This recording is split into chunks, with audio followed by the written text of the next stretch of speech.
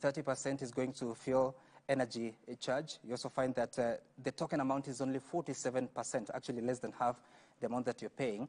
And also remember, recently there was a report, a task force by your predecessor that came out and saw that we're paying so much for the cost of energy. Even if you have this conversation in 3 months' time, what will change? Cost of living, Sam, is a sum total of many things. It's not just energy, right? It's a combination of, in fact, the biggest contributor to the cost of living is the cost of food. Many households spend up to 52% of their monthly income on food. And therefore, if we seriously want to attack the living jigsaw, we must deal with the cost of food. And it is the reason why cost of living was a big part of the conversation Kenyans had in this election. All of us made commitments in many ways. I did. And it's the reason why, when I came into office, the very first thing, among the very first things I did, is to begin the journey to bring back the country to the food, to the trajectory of food production. I ordered immediately that we supply 1.5 million bags of fertilizer for the farmers in the short range category. I have progressed that. We now have the first 200,000 metric tons of fertilizer already landed in the country. We intend, as we have done, we've reduced the cost from about 6,000 to 700. I have also instructed that we work with even the land parcels we have within government, ADC, YS, prisons, to make sure that we use them to produce farm inputs, including seeds, and making sure that we are self-sufficient. I have also worked out with the cabinet to ensure that, since we already have a gap that is obvious because of the kind of harvest we've had, the unreliability of rain, the high cost of inputs have contributed to where we are, you know. And for your information, Sam, this is a journey. We didn't get here yesterday. Right. We got here because we took 3 years not making the right decisions. We suspended the fertilizer subsidy program. Intervened when farmers were asking for farm inputs. Today, I am promising the farmers of Kenya, just the same way we supplied the first 1.5 million acres, 1.5 million bags of fertilizer, we will supply 6 million bags of subsidized fertilizer to our farmers. We will make sure that they have the correct seed. We will ensure that they have the correct support. We are now working on mechanization. We have a program, Agricultural Finance Corporation, to make sure that we increase the mechanization of our agriculture. We are currently at around 40%. We want to drive it to 80%. These are some of the interventions that fell through when we didn't get our trajectory right. But what I said, speaking to what you have said on cost of energy,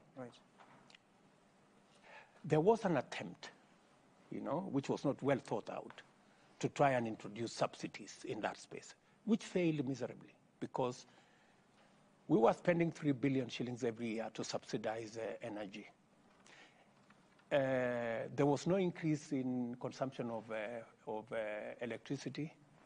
There was no reduction of any products that were coming out of our factories. There was no increase of people who were getting employed because we had brought subsidy. It was just a waste. You know, nobody benefited. The consumers did not benefit.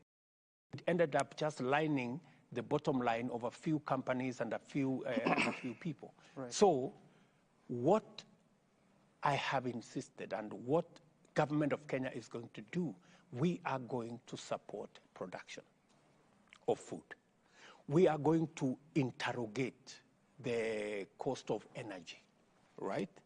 We have 3-4 lines which I have instructed, we're going to spend R1 billion to sort out three transmission lines, so that we can retire the plant we have in Moroni that is producing energy at 52 US cents, which is, you know, we are getting power from our hydros at 4 US cents. Can you compare between 4 US cents and 52? And it's because we have power in Takwel, which we are not using maximum because of a transmission line. We have other hydros that we are not using because of transmission line.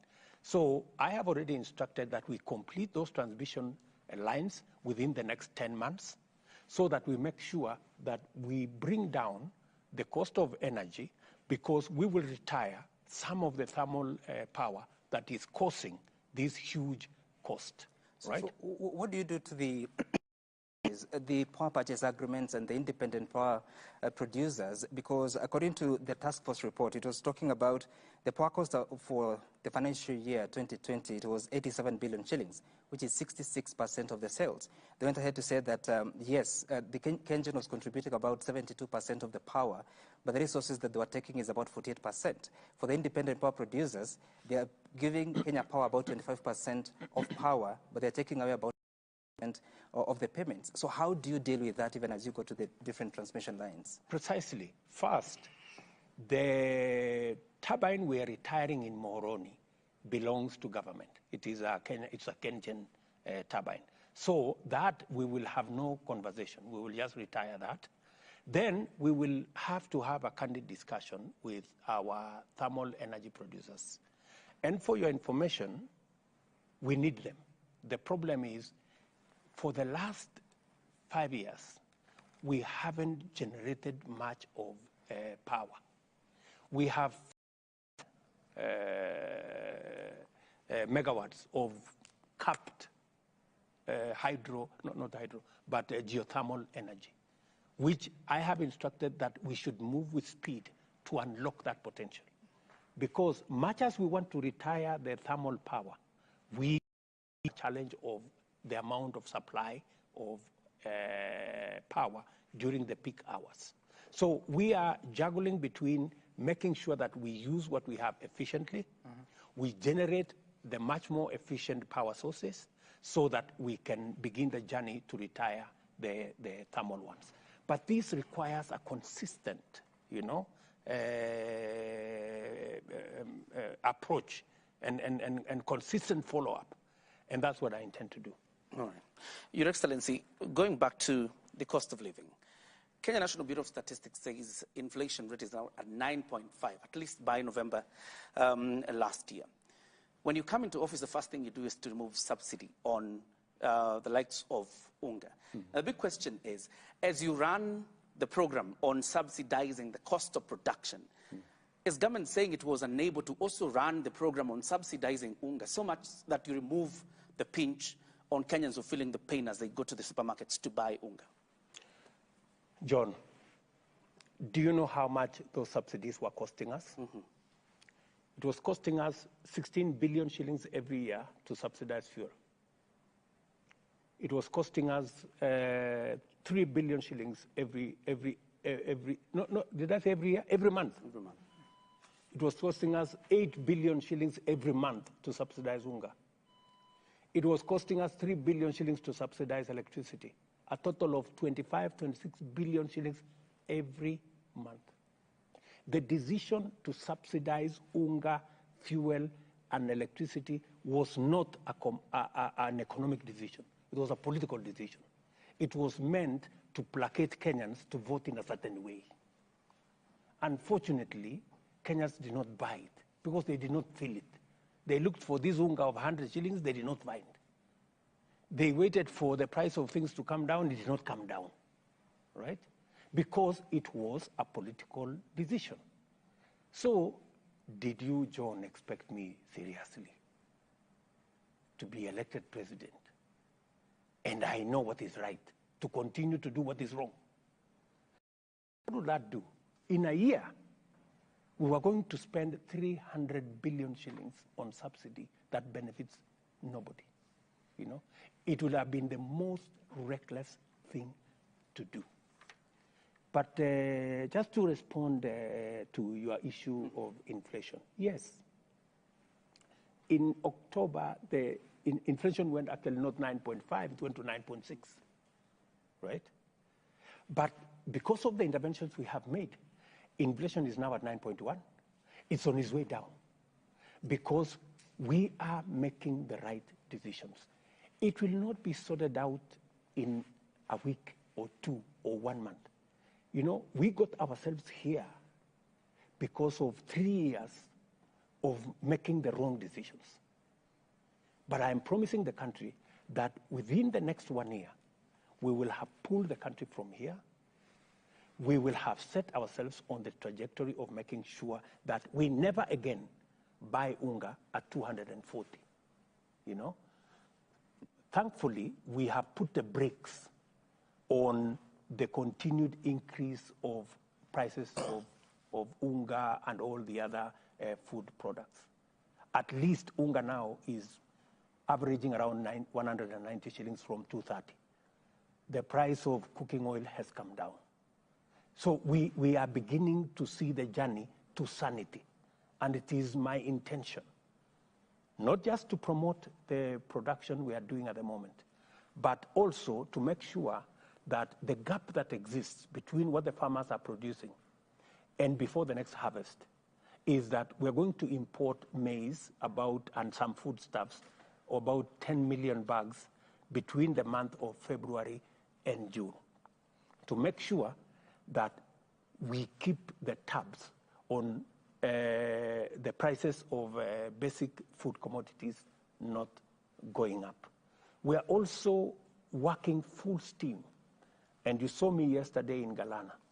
Many people believe Galana was a wrong thing or it failed. Galana did not fail. It was made to fail, right? And I want to promise you, John and your team here and Kenyans, speaking to them directly, that we are going to make Galana work. And it's going to work beginning this February. We are going to plant maize in the first 10,000 acres. And we already have the mechanism to do it. In another 8 months, we are going to do the next 10,000 acres. And in the next 2 months, 3 months, I will be in Galana to launch the construction of the dam that will make it possible for the next 300,000 acres. It is possible for us to produce 10 million bags from Galana to seal the gap that we are currently going to import, just by making sure that it works. And for your information, it is going to work. And just to show you that Galana Gulalu was sabotaged, go to the Ministry of Lands. The fellows who sabotaged it had actually subdivided it into little pieces of land. Mr. President, 4 acres. Just for clarity. I don't know what, you know? Just for clarity. Let me ask you, do you know who was running the government of Kenya? Yeah. Yes. So why are you asking the obvious? We don't know. You're the president. You should tell us. And the Who vice you are, president. and you were the deputy president. But you are Kenyans. Yes. You know, when I was shown the door and I was operating from the streets as deputy president, there were people who were running this administration. So you see, Unfortunately, but for the good news for the people of Kenya, it will not happen. I have cancelled the parceling of that land. I have stopped it, and it will not happen because subdividing Galana into 2 acres, 3 acres is actually going to send people who are going to require food relief to even live there. When we can actually, let me ask you, good people, Galana can feed 3-4 million Kenyans. Why do you want to go and settle 10,000 people? How will, even if you do maths upside down, how does 4 million people compare with 10,000? Mr. President, this question obviously asks you, and you've consistently said the subsidies were there to line the pockets of a few people. I think it is bestowed on you and to Kenyans to draw a line and say, who are these few people? You said 300 billion a year, for instance, for the last 3 years. That's 900 billion. Is there responsibility? So what are you saying? I didn't understand. Is there responsibility? Are those people who you're blaming them, are they going to take responsibility? The subsidies did not take 3 years. The subsidies were introduced. The UNGA one was it failed miserably. So how much money did we lose? Yeah, we didn't lose. We paid people 8 billion shillings, but I don't know. They are saying they supplied the maize, but nobody saw the 100 shilling maize, right?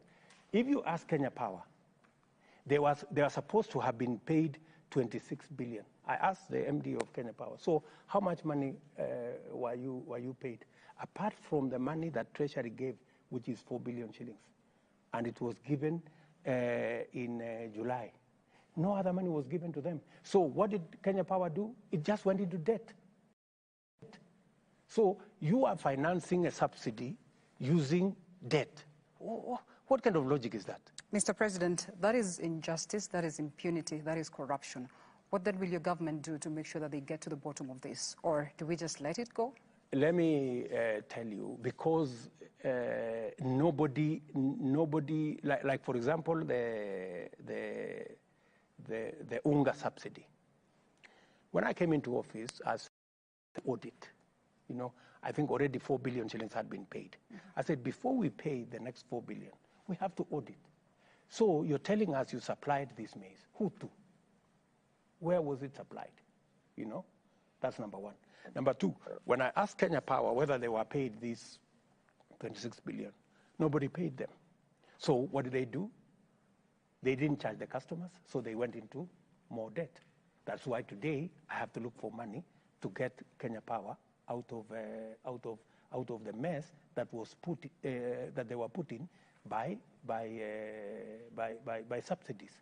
So these are political decisions that are made for political expediency.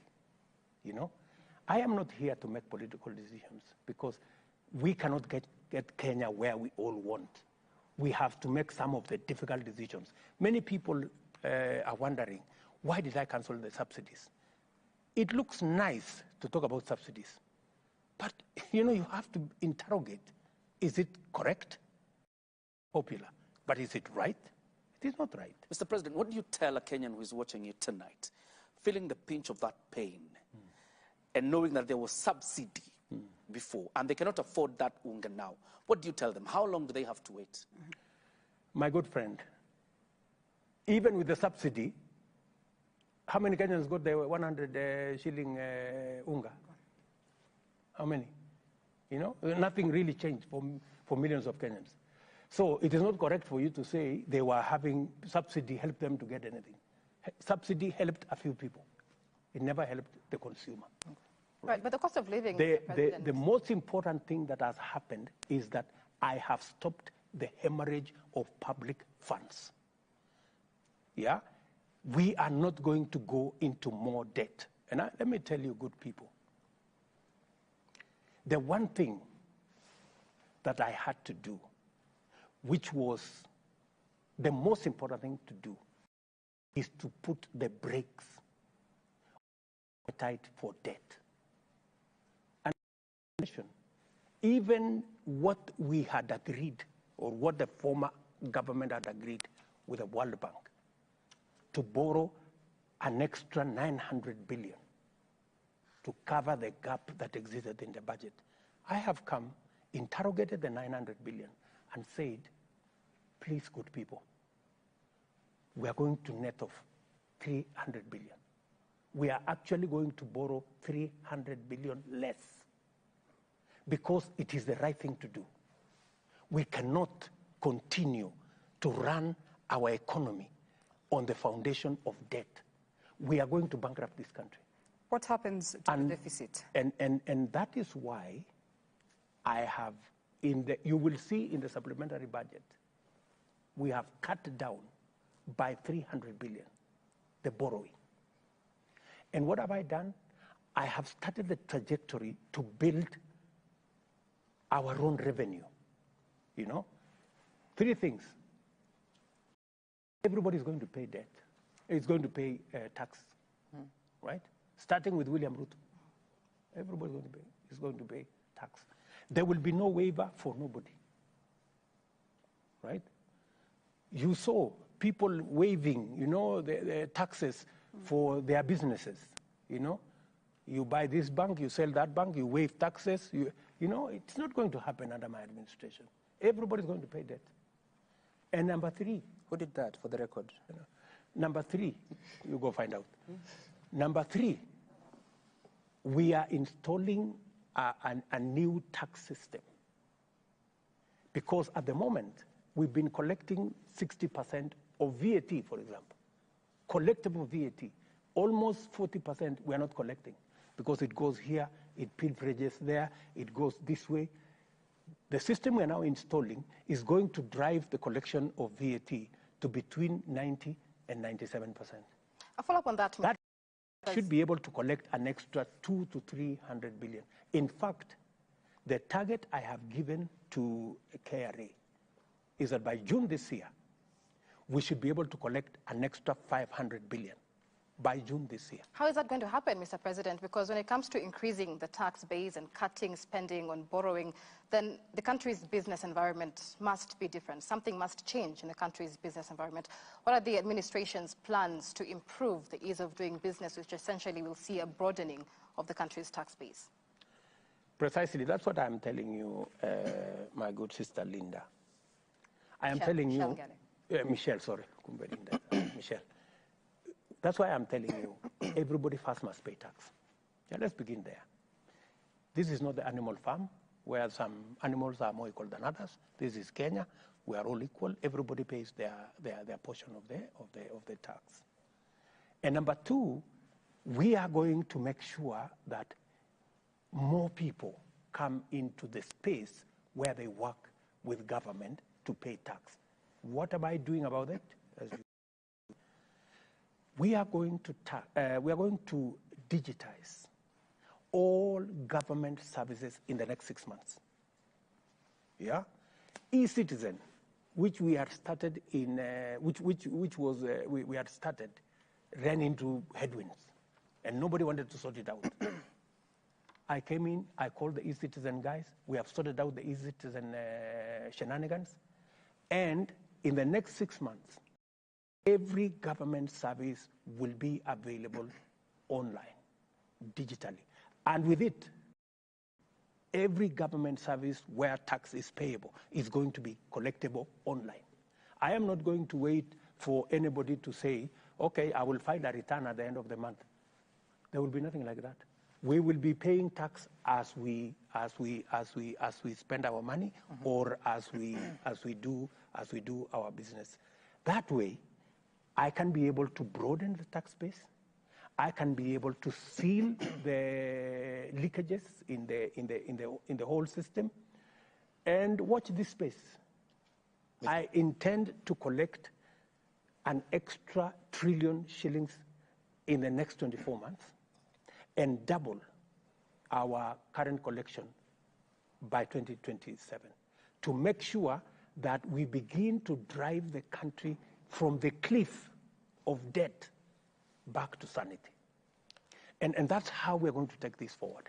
Mr. President, now that you have engaged us on public debt, I have two questions. The first question is, out of our collection currently, about 65% goes to the payment of debt. Now the dollar, when the shilling falls, that also increases our debt by about 30 billion shillings.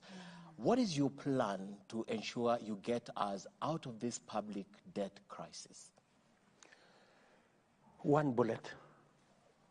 We collect every collectible revenue in Kenya, and everybody pays their piece, right?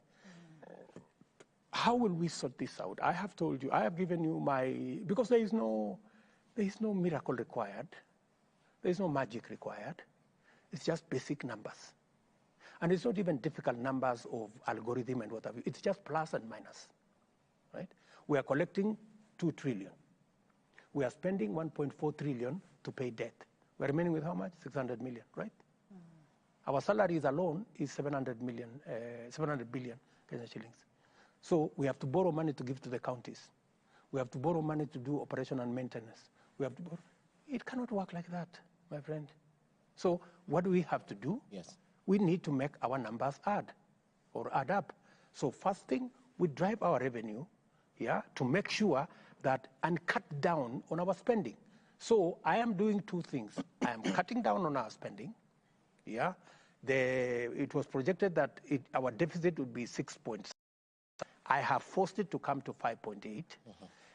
Next year, my projection with my team is that we want to bring the fiscal deficit to 4.4%, so that we progressively reduce debt, progressively push our own resources, and use our own resources to run our own our development. Because if we continue in this trajectory, Ken, if we continued in this trajectory of borrowing money left, right, and center, we will drive the country into bankruptcy.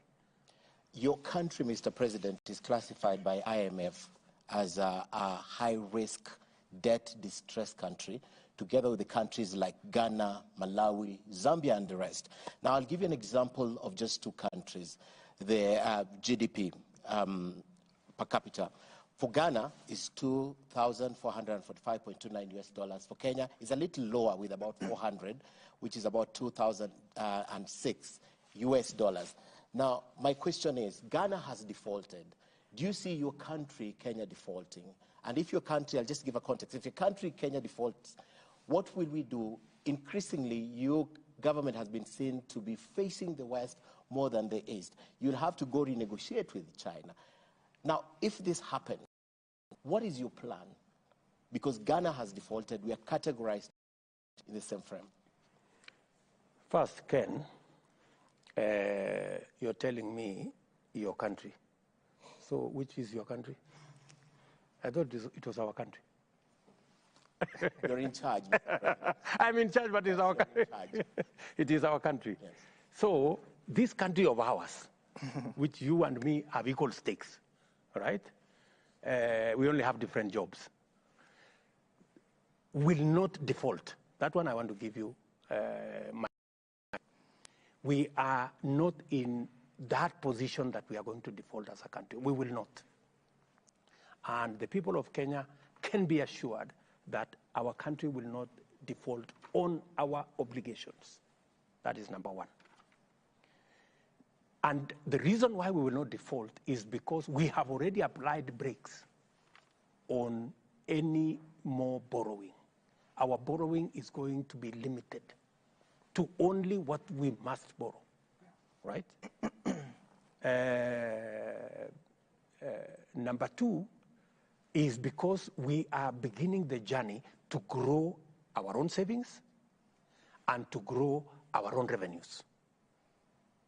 By making sure that we have a plan on how to expand our tax base, by making sure that we digitize all government services and bring everybody into the net who is supposed to pay, making sure that the tax system is also friendly, making sure that our plan on saving is accelerated, as you have seen. If you fund a loan, saved in 1 month 600 million Kenyan shillings.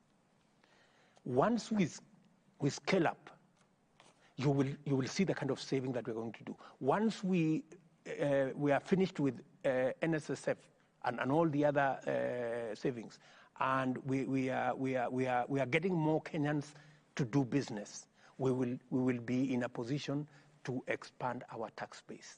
Okay. Apart from the personal loans we are giving on Hustler Fund, scale it up to the loans, to the SACCOs, to the chamas, to the other categories, and make sure that more people are engaged in enterprise. Okay. And to ensure that we expand our tax base, we grow our revenues, and we finance our development not by debt, not by borrowing, but by making sure that we use our own resources. And finally, on the issue of facing west, east, south, we have the choosing friends. This is not a this versus that, The more friends you have, it's like you have more assets. The more enemies you have, it's like you have more liabilities, you know. Who tells you we cannot be friends with China and be friends with America? Why? China and America are doing business. Who are we not to do business with everybody, you know? So you should be able to separate politics, you know, disagreements, you know, political positions with interests. We have interests as a nation. And if our interests work with China, we work with China. If our interests dictate that we must work with the West, we work with the West. You know, it is a mutually beneficial relationship. Okay. I am very happy that we have a good relationship with the East. I am also very happy that we are now developing a good relationship with the West. Mr. President, would you look at that camera and admit to Kenyans that SGR was a haste? Mombasa, Nairobi was a haste. What do you mean was a haste? It's been now documented that it's theft of public funds, funding that SGR. No, I cannot, you know, I cannot say what is not absolutely factual, you know. We developed the SGR. The only problem that SGR ran into is it ran into capture by a few people, so that it was not allowed to do what it was supposed to do, right? So we are, and by the way, it is in my plan to make sure that SGR pays for itself, because it is possible. Mr. President, you mentioned something, because you're now focusing on the pre-election pledges that you've been implementing, and you started with the Hustler Fund, and I listened to you in the Swahili episode, and you spoke about some 20 billion shillings has been borrowed so far. The figures we have from the ministry so far, as of today, are 12.8. I don't know how you account for that difference, but also secondly, we know that the regulations that were prepared by the National Treasury and approved by Parliament say that, yes, money shall be appropriated by the House, but also there shall be a board to manage it. There shall be a secretariat to manage it. Who is managing the Hustlers Fund today? On the figures, I have so many figures, you know, by virtue of my position. I deal with quite a host of figures. You are correct that the amount that we have lent is not 21 billion. It is 12.9 billion as of this evening, right? I went and checked the numbers because my minister actually sent me a text and said, is, the 21 I mentioned were the number of transactions. It's actually 21 million transactions that have taken place. All the other numbers are right that I mentioned. So there is no discrepancy between my numbers and the others. Let's leave that there. Your other question was on who is managing the Hustler Fund. I decided that we are going to use the benefit of technology to run this fund. And that is why this fund is successful. If we had gone the route of forming a committee in every village, and a committee in every constituency, and another committee in every... First, we would not even have formed the committees. Forget about disburse the money, right? I mean, technology works, my friend. Which is true. So what we have done is we have engineered. We already have the K-Nest, which is approved by the RBA to manage the component of savings, you know, which is already in place. We have a board, yeah, that originally was part of K-Nest, which is now the board we are adopting to run the Hustler Fund. And the Secretariat is actually a consortium that we established between the government and our national mobile operators. But Mr. And President, we have a complete Secretariat, including even a call center that makes sure that citizens can... And that is good, Mr. President. Allow me to interject you. But regulations of your own government say that a board shall be constituted. In fact, the board chair is to be appointed by you, the President. Yes. the secretariat shall be appointed, the administrator will be appointed by that board. Now you're using the board of Kenyans. How do you explain? Kenyans, actually, the Hustler Fund is a product of Kenyans. You know, that's how we developed it, you know. And you see, Sam, while I agree with you that processes are very good, and we should do processes, but I think results are better. You know, is the Hustler Fund working? Have we disbursed money? Are real Kenyans today beneficiaries? Is that agenda moving forward? The processes are important. The results are also much more important. My submission to the people of Kenya is that for the first time, we have a product that doesn't require layers and layers and layers of bureaucracy, but a product that is working. The fact that a Kenyan somewhere, you know, he doesn't know William Ruto. He may not even know his MCA. He may not even be known by the Mzee wa Mitaa. But on his phone, somehow, he has gotten a government service and he has received 2,000 shillings and he is running his show. I think that's the best news ever. Mr. President, shouldn't that be the bold reason? Hustler Fund is such a far-reaching economic revolution, using your words. Shouldn't that be the bold reason why it should be anchored in law, so that it's not, as you say, a William Ruto product? Let me tell you, my good brother, Mr. Smart. Hustler Fund is anchored in law. Yeah? As I answered earlier, all the resources that are being used in Hustler Fund are public resources. We went through the public participation processes, we went through Parliament, we have established it, we went all the way to getting the license from the RBA to ensure that we are in compliance with the law and to make sure that every requirement of law has been satisfied before we apply public resources. And I want to give you my assurance that the success of the Hustler Fund is the benefit we gain from digitization and technology.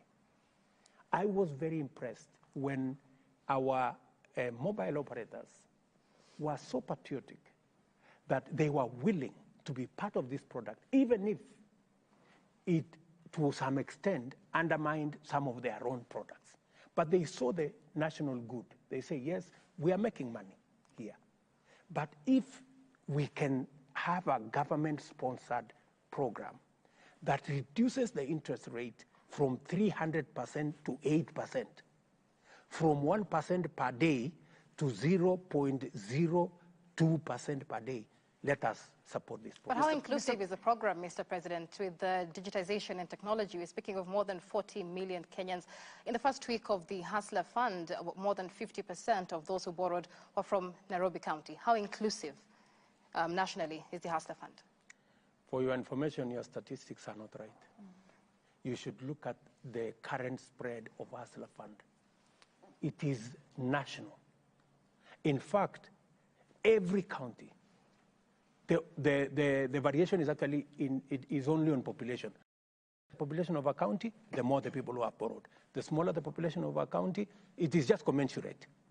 And again, for your information, even though you may think that maybe there are some people, because of technology, they cannot be reached, Michelle, you will be very surprised because you can access Hustler Fund even on Mulika Mwizi. You know? So long as you have a Mulika Mwizi, you are in business. And you don't have to know nobody. You don't have to know anybody. Even your neighbor is not important. But they are only, the committee, as I said, the committee is 3 people, is 3. Yourself, your phone, and technology. Finished. In case, because technology fails, Mr. President, in case Hustler Fund 2 years to come fails and there's something that goes wrong, who takes responsibility? William Ruto takes responsibility. Okay. Beyond that, Mr. President. Before we take a break, because there are Kenyans watching it. Okay. Pese I was there, Mr. President. A very a minute, because there are people who are asking, pesa ya wazee iko wapi? Pesa ya wazee is on. You know, contrary to stories being peddled around, you know, the challenges that we have faced with pesa ya wazee, the challenges we have faced with all the things that we are doing is because we do not have adequate public resources. You know, the roads stalled 1.5 years ago because there was no money to pay for them. You know, we must just appreciate that our economy was not doing well, and somebody needed to come and bring back our economy. And that's exactly what I am doing, and I want to promise the people of Kenya, I will sort out this economy and make sure that it serves us for now and for the future. We need to take a short break, but the Kenyans were asking that as we're taking a break from the Swahili episode, you are not wearing a ring. Now you have one.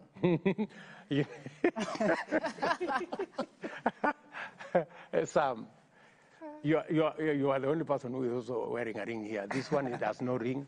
This one has no... Unfortunately, information. Wait, what's the ring? So anyway, you know, I saw that, you know, in a hurry to come here, you know, these characters, I was having some meetings in the office, and then they came and told me, go dress up, you know. So in the process of all that, I forgot my ring, and it's very interesting. It became a subject of discussion. I thought we were having a very serious conversation here about it. But anyway, let me tell you the story of the ring now that you have asked. Yes.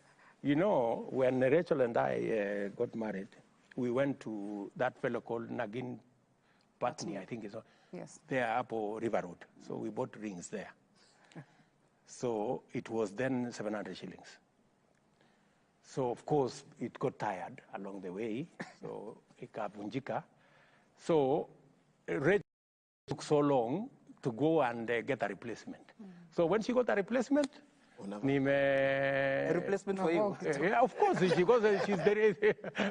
Well, I thought it's men who buy the ring. But anyway, we take a short break here. We're speaking to President William Ruto on this day, the very first conversation since he became president. We'll be back shortly with more topics.